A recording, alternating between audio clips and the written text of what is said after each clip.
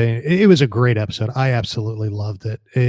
It caught me off guard on so many levels that I actually had to watch it a second time, because as soon as that little sensor popped up over the rock, I lost my mind. So Yes, I hear you. I lost all sense of reality after that. But it was a great episode. It was well done. The animation was stunningly gorgeous. And initially, it just, like I said, it rocked my world in so many ways, just from the get-go, from the opening scene, really. So, Love it. Well, that is exactly what I expected. Tom, what about you? You're the letter grade and overall thoughts on this one. I give it a solid A. I loved this episode, and I don't have a whole lot to say because I'm sure we'll discuss it in detail later, except I will say this. I've been remodeling a room this week, and when you finish something off to complete the job, you caulk, and you fill in all of those like cracks and everything around there. This episode is like the caulk. No, that doesn't really work. This episode was wonderful. This is what I'll say about it. This show to me is a transitionary show, and it takes me from Clone Wars to Rebels. It's making a transition, and I'll talk more about that as we go, but I really saw this as a transitionary show. So can't wait to discuss. Excellent. How about you, Dan? What's your grade? This is actually a hard one for me to grade. Because on the one hand, of course, like you guys, especially, I know, Aaron, how much you love Rebels. I would put Rebels above a lot of the Star Wars movies. I think Rebels is extraordinary. I love these characters. Seeing Hera and Chopper back, mind-blowing.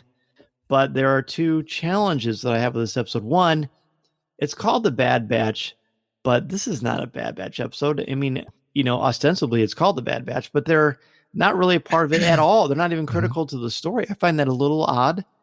And the way that it ends is a cliffhanger, but it's not really a full ending. I think you can have a cliffhanger without an ending. There's a storytelling part of that I'm not quite sure about, but I reserve the right to modify that after I see what's coming next. Right. So I'm going to give it an A-. So hopefully that will flesh out as we go along. All right, so we start out the episode very similarly to what we did last week, with some senators and some struggles. However, last week, the senator, I can't think of his name. Let's see. I know I've got it written down somewhere. Senator Singh. Yes, Singh. Rexus. Yeah, Avi Singh. Yeah, obviously, yes. He it was very clear that he did not want to be a part of the Empire. He struggled with it for a very, very, very brief amount of time. And this one, we've got Senator Orn Frita, who has been a pain ever since we met him in the prequels. That has not gone away in this episode. And then we see the Syndullas. We see Cham Syndulla, and we see Hera's mother, Elena. Is that how we pronounce it? It's Eleni. I don't know if it's Elena Syndulla. It's strange because even when Rampart addresses her, he calls her Syndulla. Yeah, which I think is interesting because it probably wouldn't surprise me if the Empire was sexist. I mean, hello.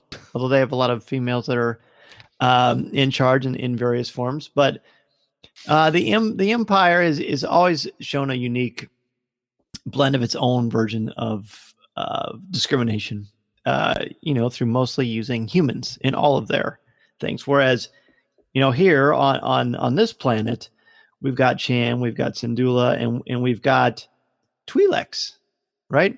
Yep. So it doesn't surprise me that the Empire would be treating them the way that they are. Then we re-encounter Cham. Now, Aaron, I know Cham Syndulla is not new to Star Wars. We've seen him in A New Dawn. We've seen him in other books, past, present, and post Return of the Jedi books. Mm-hmm. We've seen him a lot of times. We've certainly seen him in the Clone Wars and Rebels.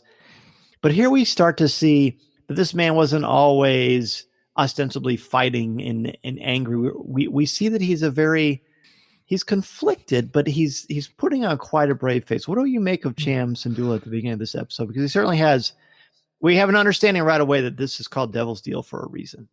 Oh, of course. Cham is a very unique character, and he every time we've seen him, he has been the warrior. He's been the general, the man out front defending Ryloth. And even the most hardened generals out there, they do get exhausted. They get tired of the fight. They need a break. And Cham is at that in this episode. At the beginning of this episode, Cham is at that point. He needs a rest. The fight against the separatists are over. Ryloth is free at that point, and he doesn't want to turn things over to the clones, but yet at the same point, he's too exhausted to fight it. So and it's not that he trusts Rampart, he trusts Hauser. You could tell he never really was putting much weight into what Rampart was saying, or especially even Orn Frita. He definitely doesn't trust Orn Frita, but it was when Hauser stepped forward, he's the one that has his trust. And because obviously to me, it was obvious they had a working relationship in the past at some point along the way that we didn't get to see. So there's that trust there, and it's probably built in the battle lines of war, where they trusted each other in the fight, in the defense of Ryloth. So he trusted Hauser to do what was best for Ryloth and to give him the break that he needed. So I think it's still the same man. It is just a exhausted form of the man that we saw in Rebels, that we would see in Rebels, or that we saw in Clone Wars. Right. I like that. An exhausted form of the man is a really good explanation. When he gets up to speak, because Orn Frita does, and it doesn't move the people, but Cham does, and he basically says the clones fought with us, for us, and I trust them. Let's lay down our weapons and focus on Ryloth's future. So, Tom, you're obviously a very well-read guy, and you know a lot about history. I feel like here with this idea of Ryloth throwing down their weapons for peace, while there is very casual, it's not an invasion, but it is an invasion. There's a lot of real world parallels. And I mean, I don't want to put you on the spot. I don't know that you read your history book before the show tonight, but I feel like the themes that are in this are really fascinating. Step down the military presence. Let us help you out. To me, as a viewer, it seems very clear. Why would you let this happen? But why are they letting this happen?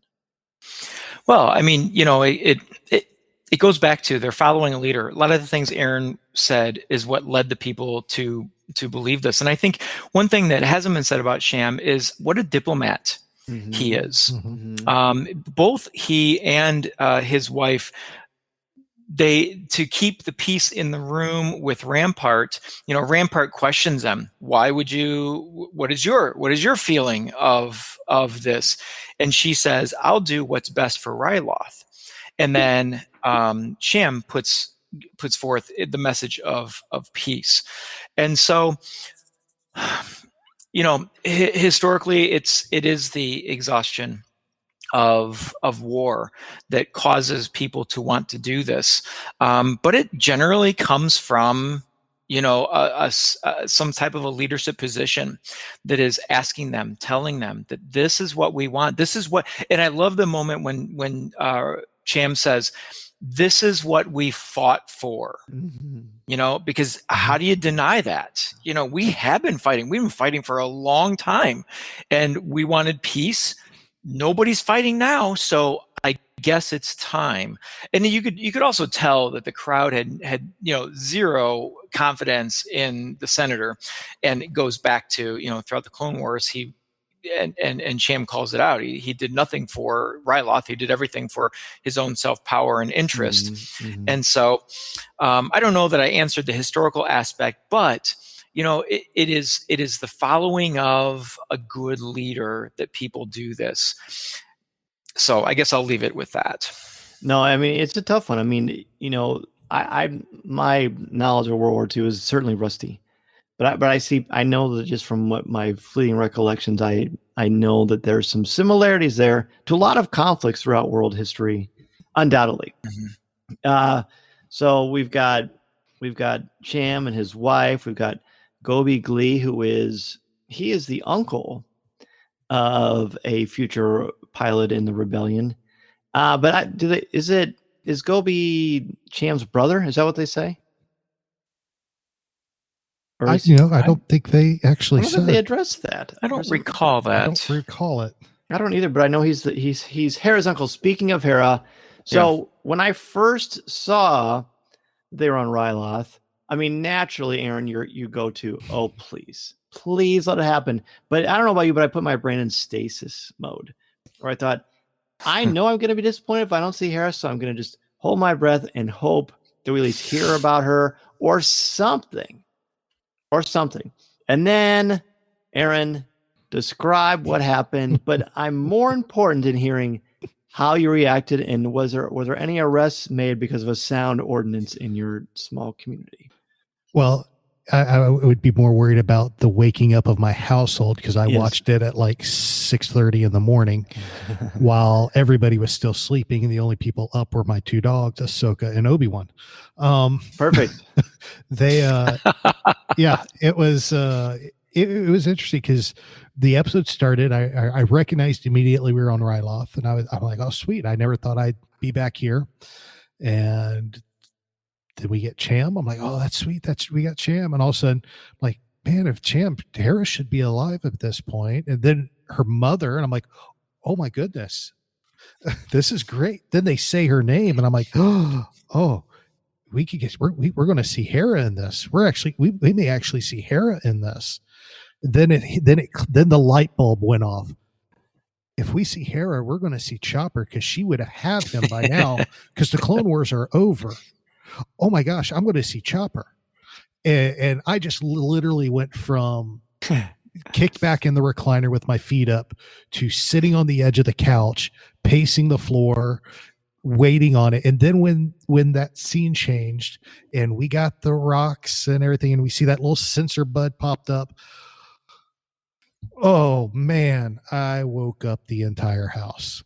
I squealed so loud. I jumped. I scared the dogs. They started barking. It was an ungodly noise that emerged from the living room that day.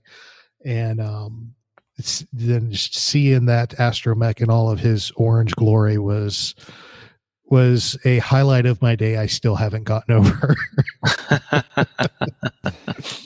Tom, what about you? Yeah, you know what? Very similar. I'll just cut to the chase. I cheered when that popped up, and I heard her say Chopper. I was excited for the pair, for the two of them, and I was like, yes, yeah! And I clapped and I cheered, and thank goodness my wife had her headsets in because she was working out. So I was all alone. I got to be as loud as I wanted when I cheered. I felt perfectly comfortable doing that. And I just thought, yeah. And then, it snaps you back to a time. So what time? I don't know, somewhere in Rebels, but it snaps you back, and Chopper twirls his head and his grouchiness, and his little arm comes out on top of his head and does all the crazy things, and just the joy. It was just joyous to see that. What about you, Dan? Did you have a similar reaction, or I know you were reserved and reserved it at the moment. I was reserved, similar to what I was like when I saw Luke in Mandalorian, that kind of reserved. Yes. Now it didn't reach those heights, but it reached some heights. So when I saw the Syndullas, I told you how I felt. And then the little dish pops up in that sand dune, because before that we hear Hera has other interests. I'm like, they're saying Hera. And before I have a chance to even finish my statement, and we see the little dish pop up, and then we hear Hera say Chopper. So I went like, yes. I pumped my fist like Jordan just made a killer basket in the fourth quarter, and I looked at Mace. I go, Chopper's here, Hera's here, Chopper and Hera here, and we high-fived. I was so happy, and then my breath gets taken away because of the beauty of flying. Yes. This exquisite metaphor of flying. She puts her hand up, kind of looks at the sky, and there's a bird. And then she does again. There are 3 birds flying across. And I was so moved by the beauty of it. And as a side note, when I heard Hera, I knew it was Hera, and I knew that it had the soul of Hera, but it didn't sound like Vanessa, but it was Vanessa Marshall. And speaking of that, recently I was very fortunate to be a part of a press event, a virtual press event, where I got to speak with Vanessa Marshall and ask her a couple of questions. So I'm going to play that for you. Well, hello, Vanessa. Good to see you again. Hi. So good to see you. I love it. Well, I'm so excited for this. Your voice work is always outstanding, but you've taken it to another level here with a younger version of Hera than you portrayed in Star Wars Rebels. If you could, please talk about your process and direction for bringing Hera to life for the Bad Batch. Well, thank you for asking. I got the email asking if I would be interested in doing the job. I said yes. We set a date. I got the script. I loved it. I had no idea who Omega was, but I looked forward to having an imaginary conversation with her because this was recorded in the pandemic. And so I was by myself in my recording booth. And I will say parenthetically that as a huge Bad Batch fan who's fallen in love with Omega, to finally understand exactly who I was talking to, totally fangirl flail. Okay. Then we consider her age and sort of the pitch of her voice, and of course the accent, because this is her hometown, and she gets back to her hometown accent with Chom, as we see later in Rebels. But yeah, so it was interesting to discover exactly how young, exactly how much of the accent, and I rehearsed it many different ways, and then brought all of that to the recording session and trusted that wherever they directed me, I would follow. And we found her together, and it, when combined with the animation, I was blown away, and I could not believe I was talking to Omega. Just couldn't believe it. Thank you. You're a rock star. Oh, you are. It's so good to see you. You too. Wonderful. Well, Vanessa, one of the best things about Devil's Deal was, of course, the reintroduction of Hera, but talk about the beautiful metaphor of flying in this episode and what we learn about Hera through it. Yes. Well, as I've said, my dad is a pilot, and I've flown with him before. And, it's interesting. My dad, he worked at NBC for many years as a news reporter. And when he retired, he said, I was in the Air Force, but I only worked for the radio station there. I never got to fly a plane. And I dared him to learn how to fly. I did not expect him to not only learn how to fly, but learn how to fly an open cockpit biplane and do hammerhead maneuvers over Kern County. I mean, my dad is out of control. But having said all that, equally, there is a spiritual element to it that he always taught me, that it's important to get perspective on the earth below, and that there's nothing like flight to help you really see things as they are. And so when she says that specs are only half of it, that flying is about the feeling, and that ultimately it helps her feel free, for a teenage girl to understand that, to me, spoke volumes of exactly why she had the capacity to become a really great pilot. And when I did Wings of the Master, I dedicated that episode to my father. And it meant so much to me. And in turn, it meant a lot to him, because he knew that all of those words, once again, they nailed it. That is the value of flight for many pilots, is that sort of feeling of freedom. And I'm grateful that they echoed exactly what she said in Wings of the Master, that she used to look up to the sky and feel free. When we, got to see that here in Bad Batch, it was just beautiful. And I love that she was having a conversation with another female character. For me, these girls imagining their lives in ways that perhaps, they don't often consider, in terms of, Hera is, you need to be a good girl and stay on the ground, or whatever it is, that they have the capacity to realize their dreams. I think it's really important to see that, and that they support each other in that. And there were no haters. There was no hater energy. Like, they're like, oh, you get to live on a flight, you get to live on a ship. Oh, I've always wanted to do that, or whatever it is. And that they could dream together. I think that's really, really powerful. And I'm grateful that they model that for other young girls, or for humans in general. Amen. Yeah. Inspirational, beautiful, and it passes the Bechdel test. There you have it. Yes. And for my money, Hera is still the best pilot in the Star Wars galaxy, past, present, or future. Wow. Okay. Woo! That's high praise. Thank you, sir. You bet. Thank you. So as you just heard, I asked her about changing her voice and the style for the character. And I also asked her about the metaphor of flying. Of course, Vanessa is great. Tom, have you met Vanessa before? I have not. You have not. Well, hopefully we can change that at the next celebration. Aaron, I know you have, and I know how much Vanessa means to you. Do you want to share that story with us really quickly before we continue with the episode? Yeah, absolutely. I've met Vanessa on several. Hera. She is Hera, Yes. I met Vanessa several times, actually, but the first time I met her was actually before Rebels even began airing. They hadn't even premiered yet. It was Star Wars weekends, and they were hyping the show, and each week they had a member of the Ghost Crew there, except for Freddie Prinze, and she was one of the ones that was there. And the day I met her, she had recorded with you, Dan, the day before. And you told her I was coming, because at the time I was covering Star Wars weekends for Coffee with Kenobi. And when we got up to the booth to see her, and because it was a new show, nobody knew who they were.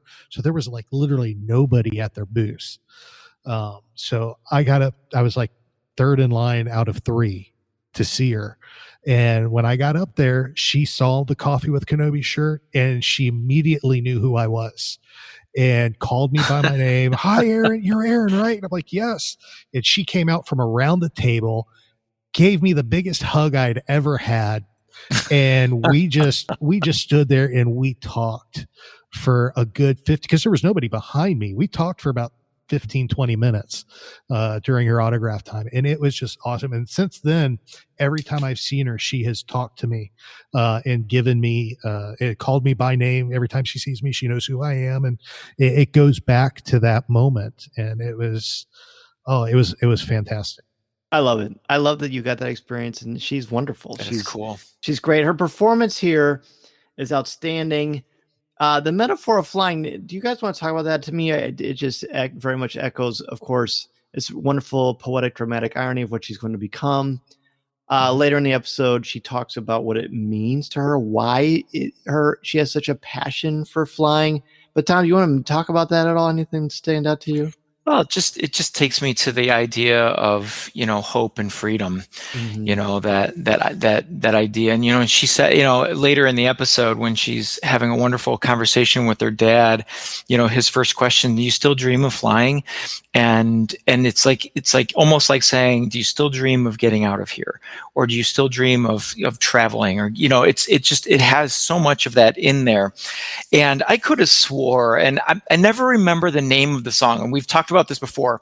When Luke's standing looking at the twin suns, what's that theme? What's that song called? Is it the theme of the twin suns or something? I can't remember what it is. It's the Force theme, but when Hera goes to lay down on the rocks, I swear there are notes of that in this of that tune in the music, and immediately I thought of Luke always dreaming, Luke always looking off to the horizon, and there's Hera. She just does it differently because she wants to fly. He wants to escape. She wants to fly. It does sound like that. It does very much sound like that.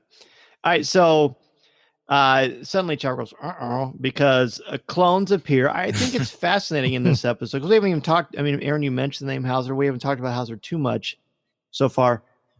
But besides Hauser, whenever we see clones, they always have their buckets on. They always have their helmets on. But Hauser is different. Aaron, what do you make of Hauser? Yeah, Hauser obviously is more of the type of clone we are used to seeing from the Clone Wars. He reminds me more of a Rex, an Echo, and somebody like that we see. And he's very warm, he's kind, he's caring, he's compassionate. And we see that when his clones grab Hera and Chopper in that quote unquote restricted area where she's, just watching the sky and dreaming of flying. And he, instead of, he takes her back to the Syndulla homestead, which was awesome to see again. But he's like, we found her in a restricted area. Just don't make sure it doesn't happen again. We're not going to do anything. And you could tell there's compassion. He understands she's a kid. She wasn't meaning to do anything wrong. And he has a warmth to him that I'm used to seeing from Rex. And I loved that. It was the type of clone I'm used to seeing from Star Wars. Well, I also love the fact that he shows choice. Like he shows free will. He shows that he's got scruples and morals, and he's uncomfortable. In fact, everybody in this episode, besides Hera, really are pretty torn with what they're doing. Hera feels like it's not that complicated. I'm doing something because it's the right thing to do. Like she doesn't have to think twice about it. There's such inner strength in that, which I absolutely love. By the way, that's the track of that song is Binary Sunset. I knew it had something. Yeah, but okay. Yeah. So I have a question regarding that, if I could. Please. What you said, Aaron, about Hauser. It's almost like these clones that often have their helmets off and are speaking to generals or commanders. They're under like the permanent "May I speak freely" clause, because they do, and that's what I sensed from Hauser is he was able to speak freely with Cham without any sort of worry of like repercussion or something like that. But the question I wanted to ask is, and maybe you guys probably have a much better recollection of this, but it's been on my mind since we've met Hauser. Were there any Jedi on Ryloth during Order 66 that we are aware of? Because I'm wondering if obviously he experienced Order 66 in his head, but did he have to execute it? And does that change how he treats people like Cham Syndulla? I mean, he would have the clones would have no ill feeling towards someone like Cham Syndulla unless they had supported or tried to harbor Jedi. And so is that why Hauser feels different? Well, Cham had said, we fought with them, we've died with them. So there is the clones very much respect him, but the ones that, and I'm not saying that Hauser doesn't have a chip, but he's not acting like someone that has a chip. And as far as whether any Jedi on Ryloth, I mean, it stands to reason that there would be, but we don't really have any evidence of that. Okay. Yeah. Or knowledge that I am immediately aware of. We can certainly look at that a little bit further. Then Uncle Gobi Glee, and Hera's mom. Oh, I have the worst time pronouncing her name. Eleni. How do we pronounce it? I was calling her Eleni. Eleni sounds better than what I was saying. Eleni. Yeah. That's what we're gonna go. That's what David and I were calling her. All right, that's going to be the official one for the rest of the show, and until we learn otherwise.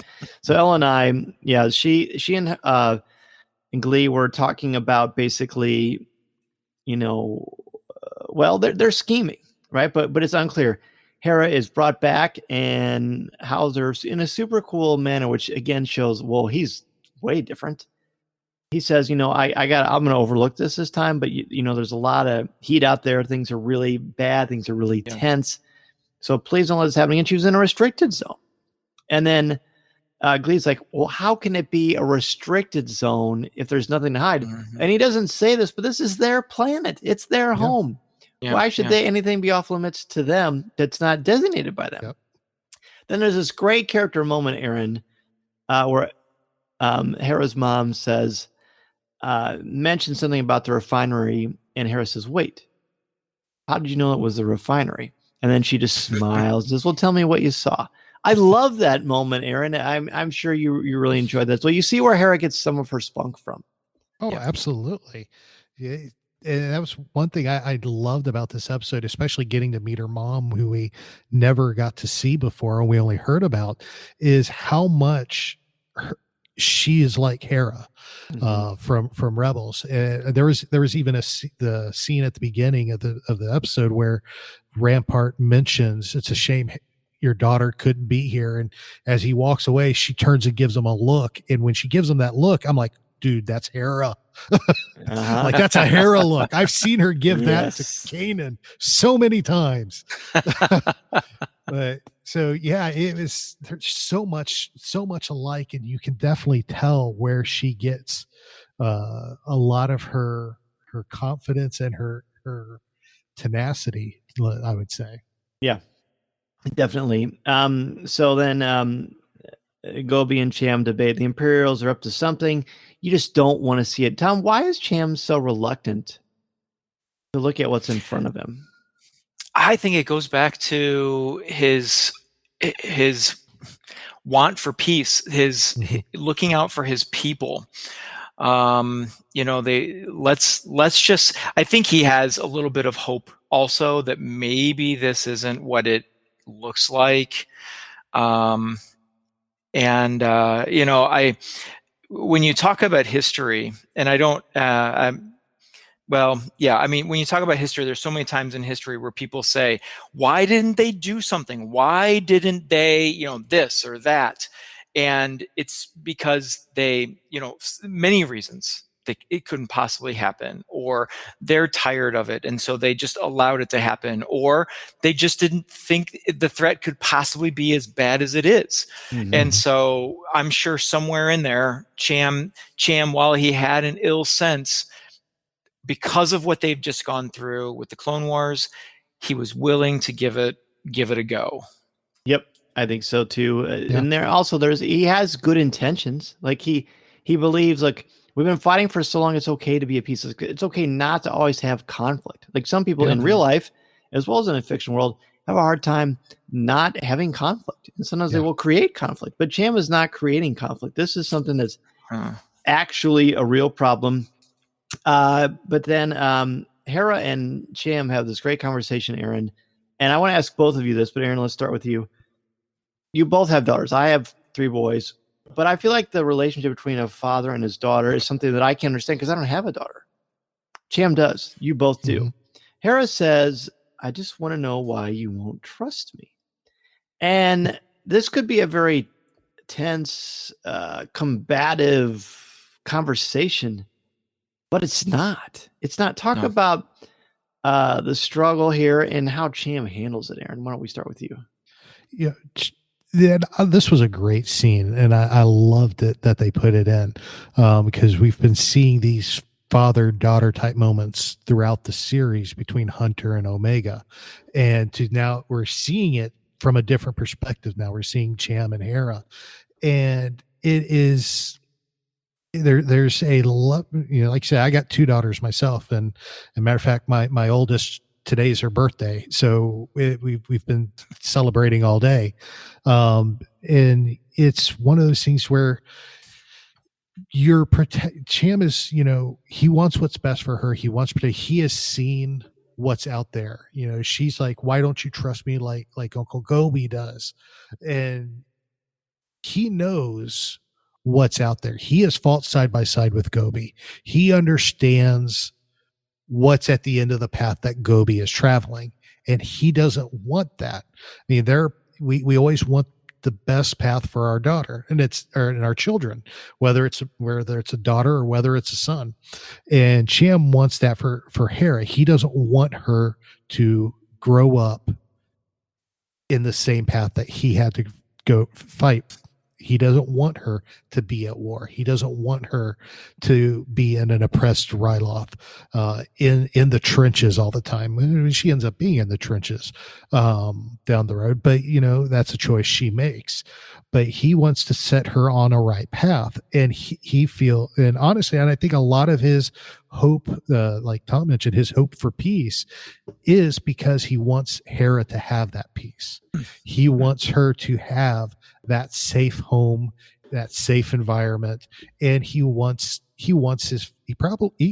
probably wants his family and to take care of them. And he knows he's hoping for the best, but I think in the back of his mind, he knows there's something going on, and he don't want to face it.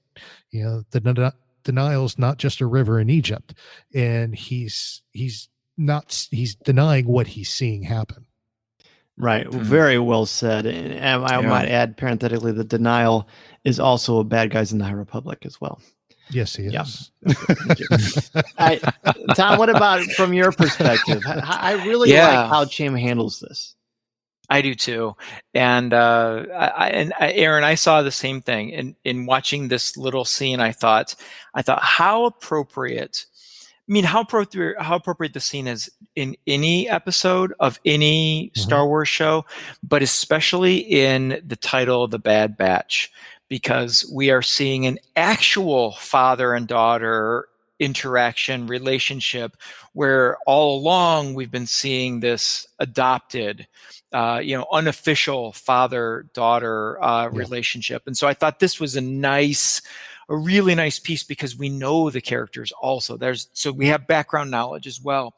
But I love the way he starts off with, making the connection with her. Do you still dream of flying? And goes there.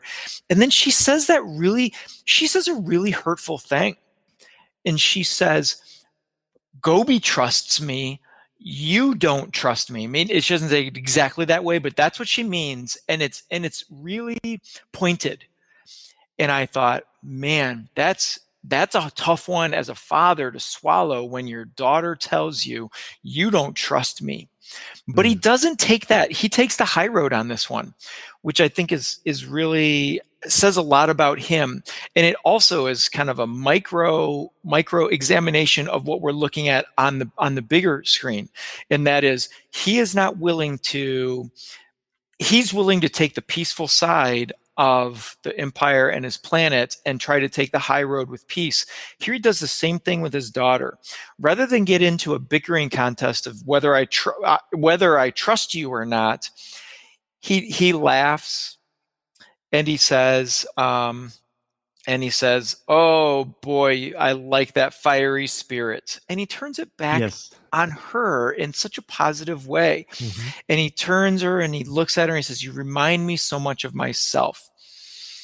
And I just love the way that he took that conflict and turned it into, and then it was the lesson that you just talked about, Aaron, where I don't want you to see the things that I've seen. I'll never have I hope I guess I should keep my fingers crossed and say, I hope I never have to have a conversation like that with my daughter that holds so much weight. But I've had those conversations where I've been accused of something, of, whatever. And I've had to choose, okay, on the dime, on the nickel here, which direction am I going to go? Am I going to fight this, or am I going to try to turn it? And it's a hard thing to do. And he does it with such grace. I think it's a beautiful, beautiful moment. It's such a cool, we're seeing the last 2 years, we're seeing some great examples in Star Wars and parenting. Yeah. Yes. And we haven't said that for a long time, really. Yeah. Not like this. He turns it, he doesn't dismiss her feelings, but he also doesn't give them a lot of dramatic weight either, because he just smiles and says, I love you, I want to keep you safe. He says that without saying it, and he smiles, and she seems frustrated, but not with him. Seems frustrated with the situation. It's really wonderful and healthy. True. Great example of conflict that I absolutely love. And then, of course, Admiral Rampart shows up, and that is not a great example of conflict. That's a great example of manipulation. We're going to talk about that after the break. This is Coffee with Kenobi. This is Vanessa Marshall, and you're listening to Coffee with Kenobi.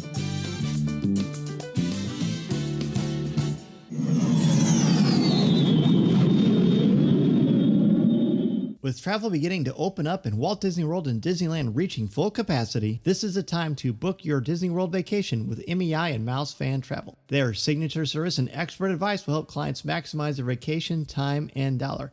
I use Becky Menken and MEI's incredible services all the time, both for family and for travel for the show, because of their no cost, no obligation quote when you use the service. Plus, they proactively adjust a booking if the rate goes down. Literally, I will wake up one morning and I will get an email from MEI saying that the price went down, and I will get a refund sent to my credit card right away. I don't have to do anything. They help your family enjoy everything Galaxy's Edge and the Disney theme parks and the cruise lines have to offer. Can help you plan every detail and always share invaluable tips. That's for Walt Disney World, Disneyland, the Disney Cruise Lines, or other cruise lines. It doesn't have to be Disney related. They literally can help you plan a vacation anywhere on the planet. Be sure to go to www.coffeewithkenobi.com/mousefantravel and sign up for a free no obligation quote to any of the Disney theme parks on the planet or any vacation that you have in mind. You'll have the best vacation possible and help out me and Coffee with Kenobi in the process.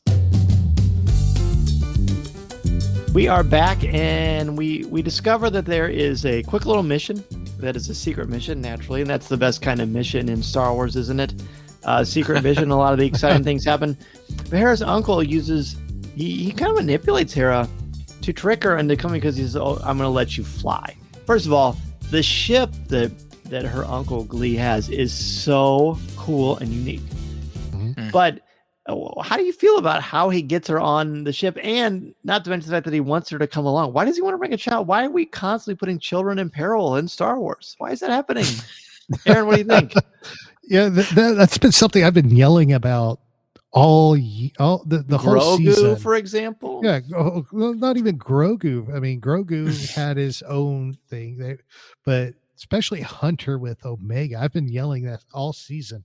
Why are you taking this kid into a dangerous situation if you're wanting to protect her? But yeah, he manipulated her. He knew exactly what card to play. And, he's the cool uncle is essentially what the role he's playing in this story. He's the cool uncle, and he knows how to, there's always that uncle. Like my wife tells the story when her brother and sister were being christened. Her uncle leaned over to her and said, "You want to skip this and go get tacos?" And they left and got tacos. So yeah, he is that cool uncle. And that's what the role Gobi's filling in this. So he knows what Hera wants. He knows what Hera likes, and he knows what Cham will not let her do. He knows Cham is not going to let her fly anytime soon. So you know what? I was going to let you fly. You should have come, and it's also lets her fly, gets him to go with her, and it keeps her from being free to, if somebody asks where he is, for her to say, "Oh, he went on supply run. It Right. ties up a loose end. So I think he did that for multiple reasons, but mainly just to make sure there was nobody left behind that Sure. could say he left. And I think in these very unusual circumstances, in his mind, he's probably keeping her safe and getting her prepared, right? Mhm. Because there's still a war going on, even though the Empire wants you to pretend like there isn't. But they've created their own war that they're forging. They're just taking it to a different level. Exactly. So that I think it's, unfortunately, as you mentioned earlier, Tom, you hope not to be put in these situations with your family, but in this, it's called Star Wars, so it's going to happen. Right. It's going to happen. So then I wrote it down. We finally see a shuttle, a modified Omicron attack shuttle with the Bad Batch. It takes 13 minutes and 7 seconds. Yep. For the guys, the titular characters of this show to actually show up. I mentioned this at the top as far as something that was challenging for me. Not problematic, but challenging. Tom, how do you feel about this, that it took 13 minutes and 7 seconds and that they're hardly in the episode at all? Obviously that it was an initial shock. Shock is kind of a strong word, but it was surprising that this is the route and this is the direction and point of view that they decided to take on this episode. But it makes a lot of sense to me. And I know a lot of people have been critical of it, and rightfully so. Everyone's entitled to their opinion. But I thought it made a lot of sense. And I think it's what helps create that, as I mentioned in the opening, that sort of tipping point between the two big stories that we have. And it almost makes the Bad Batch as a transitional story between the Clone Wars and the Age of the Empire. And this one is the one that does that for me. And so I'm sure we're not done with this conversation with the Bad Batch. So I'll save. I have a few more comments to make about it, but that's where I stood with it. I'm good with it. I was surprised, and it was. But you know what? When that shuttle showed up, I was kind of like, "Yay! There they are!" I felt almost the same way about them showing up as I did about Chopper. Just volume 4 rather than volume 12. Yes, that's fair. That's fair. I mean, to me, it's cool to see. My favorite thing about it is that Omega and Hera chat, right? That they meet, that they converse. They have this wonderful conversation. And Aaron, I would love to hear your thoughts on the conversation between the two of them. Oh, this was a great scene. When they finally showed up, I was thinking it's about time. And it was a great scene for, the Bad Batch only being in their own show for, 90 seconds. But it was very unique to see these two kids get together and just immediately hit it off. And it wasn't because she just sits at the top of the walkway of the ship, Omega does, and Hera walks up. She's like, "Hey, what kind of ship is this? And can I take a look around?" And of course, Omega gets permission from Hunter, and then just throws out the random like, "No funny business." And Hera's like, "What? Funny business?" And then they go in and they start talking, and she's telling Omega, they're talking about the controls and everything, and then Hera just begins opening up about flying. And he's like, it's not all technical skill. There's feels to it. There's feeling. And it was just a very moving and emotional moment, because to see how passionate Hera was about flying again for the second time in the episode, and Omega to just feed into that. It really, you can put a bunch of kids in a room and kids are going to bond. And it's the uniqueness and the innocence of youth is children are going to talk to each other and get to know each other and have fun no matter what walk of life they come from. And this was a perfect example of that. Yeah, a beautiful exchange of ideas. And sincere honesty, I love the openness that Omega shows of, hey, this is usually a gun turret, but when someone's not blasting at us, this is where I sleep. This is my room. This is my home. Like, she's taking her into her home. A female character of the similar age, and they bond. And then she talks very openly and honestly about why she wants to fly, why she wants to escape, and it passes what is called the Bechdel test. Are either of you familiar with the Bechdel test? No. So the Bechdel test is a way to measure the representation of women in fiction, and there are 3 things that have to happen. There have to be at least 2 female characters. They have to speak to each other, and they have to, when they do speak to each other, it has to be about something other than a male love interest. And surprisingly, it's actually a pretty rare thing to actually happen in a story. Now, in recent years, we've become much more aware of how we tell our stories, and that's getting much, much better. But I think that's a very powerful moment that I couldn't let pass as a teacher of literature. I think it's very significant and very, very cool. So they leave, they get the weapons from the Bad Batch who don't show up again. And then when they return, Hera is arrested and her uncle is arrested. And this is when Cham suddenly isn't going to hesitate anymore, right? The only thing I want to talk about, and I meant to ask you this time. Hera says the instruments, Hera says the instruments, no, wait, it's Omega. It's Omega who says the instruments help guide you, but you plot your course. You're free. And then she talks about the fact that flying is about a feeling. And then I knew you love this. Yeah.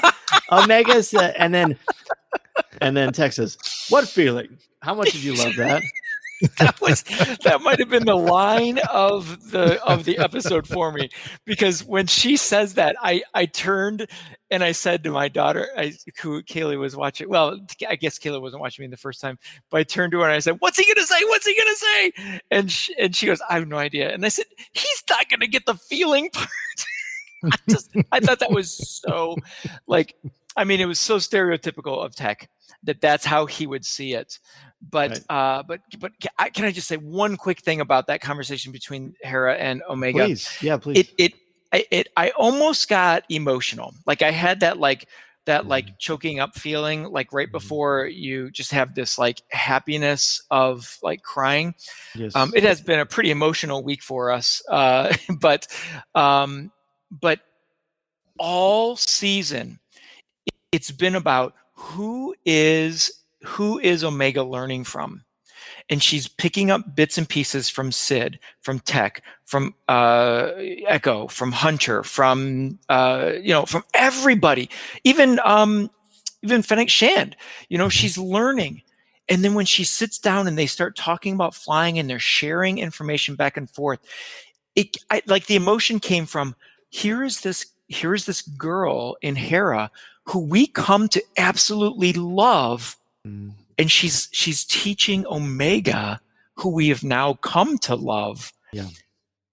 She's teaching her. And I don't know, there was something about that moment that I got a little bit choked up, and I just found it to be absolutely 100% precious. It's almost like a reverse passing of the torch in a way. It's a very, very unique, what a wonderful storytelling trope to utilize here, but in an unconventional way. I love that. I love that so much. So good job. So they go back to Ryloth, and for some reason, Crosshair blasts their ship. I don't know why he couldn't have waited to arrest them after they land. So I'm still not quite sure why he did it. Do either of you have any idea why? Well, probably so they didn't get back to the compound. Their ship was probably in a compound, which they knew where it was, but the reason they hadn't stormed it is because they wanted. There were probably security place things in place. True. So and better it was to set easier up a trap. to shoot them and take them down than to walk into a secured rebel base. Right. That makes sense. I just went back to episode 2 or 3 when he sent to Saw Gerrera's camp and just kill them all. Yeah. There's no to Crosshair. It's collateral damage. Even with that massive scar right where you think his chip is, which is just it's so odd. I can't wait to see what happens with Crosshair. I think we all feel some way. Then Hauser steps up and he says, "Sir, she's only a child," when they accuse Hera of treason. Mm-hmm. Now, if you were under the spell of Order 66, you're not going to question the Empire. No, I don't think. But let's. I know we're running out of time here, so let's talk about Cham's showing up in his epic heroics. Aaron, we'll start with you on that. Oh, Cham did exactly what I expected any father would do when his kid's in trouble. He's going to show up and fight for him. And that's exactly what he did. Even though he wanted to avoid a fight all through the show, he stood up and fought. And when he got there, he fought valiantly and the rescue was done. And then he went and he knew who to blame. He blamed Orn Frita, and he actually held the blaster to his head. He was going to pull the trigger that he had been wanting to pull for so many years and just get this thorn in his side done with. And it was his wife who stopped him. He's like, not this way. He'll get what's coming to him, but not this way. Hera's safe. They sent her off with Chopper. Yeah, anywhere you go with Chopper's got to be safe. So, she's off with Chopper, safe and sound. But, it's just not, he is just so fired up at this point because they put his daughter in danger. They shot at his daughter. They took her into custody, and he knows it's Frita's Orn Frita's fault. Yeah. And he says your greed and self-interest, you've always put that above Ryloth. It's basically as long as I've known you. And he's even like the embodiment of gluttony and sloth. And he's a repulsive character, and he's got repulsive ideas. Mm-hmm. He wants to get rid of the Syndullas for his own power and greed, not even realizing that the Empire is playing him like a puppet, which they shoot him. And then to frame basically the Syndullas for an attempted assassination on Orn Frita's life. So then we get this, Hera is on the run. Cham has this great spear moves. He's super awesome. He's quite the combatant. It's very easy to tell, Tom, and I think you'll agree, with the reason Hera has incredible fighting prowess and determination and grace and grit and tenacity in this really composed package. Her parents are just so great. So it's really cool to see. Cham has always bugged me because he has been shown to be so abrasive, but we're starting to see why. We haven't seen it all yet, unfortunately, and it's going to be rough when we do. But I think it's really cool. So to me, and I know we're wrapping up here, this was definitely a Hera show, and I'm great with that. I love Hera. She's one of my favorite characters in Star Wars. I'm still going to hold to my A-, which is a great grade, but I'm looking forward to seeing how this ties up, whether it's the next episode or how much longer it goes. But Tom or Aaron, any last minute thoughts on this episode? Well, I loved it. It was great. I know at the beginning I said A++++++++, but I actually overall in reality, real great, I would give it was an A because it was so good. It was Chopper was in it, Hera was in it, but the lack of the Bad Batch had me questioning things. The lack of Clone Force 99, but it was just a great episode. And if IMDb is correct, the next episode will wrap up this story because the titles are all listed there, and it definitely looks like it might be about Ryloth. So I am looking forward to Friday. I am too, and I love that you mentioned, Tom, it was so well put, how this is like a bridge between Clone Wars and Rebels. I hadn't thought about it like that. That's a great one. Any last minute thoughts on this episode? Yeah, I think, one way that I make sense of why the Bad Batch wasn't in here is this is our opportunity to see the impact that they have. And this is an opportunity. First of all, I am completely believe now, we've suspected it, but I believe now that Sid is working for the good. She's got an abrasive way. She's got an abrasive way about her and doing business. But this is our chance to see the impact that they have in delivering and doing the work for Sid. And we see both sides. And it works because we know these characters already. We know where these characters are going. So I thought it was very well done. I look forward to a full episode and going back to regular episodes of Bad Batch in their full glory. But this was a great connecting piece. Love it. Yeah, it's a great. Go ahead, Aaron. Just one thing I wanted to build off of what he said with it being a bridge between Clone Wars, Rebels, and everything. This episode really was that bridge, and it not just in the storytelling and everything, but we got to physically see it in the animation because we opened up with the scene at the city, which is the same city we saw in Clone Wars with the bridge that we saw Mace Windu try to take the city when Wat Tambor was stealing the Ark of the Covenant.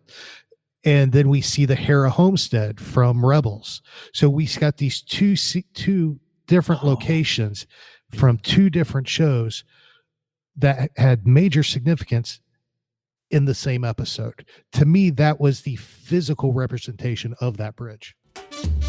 Listening to Coffee with Kenobi, you are, with Dan Z, the podcast you're looking for. This is...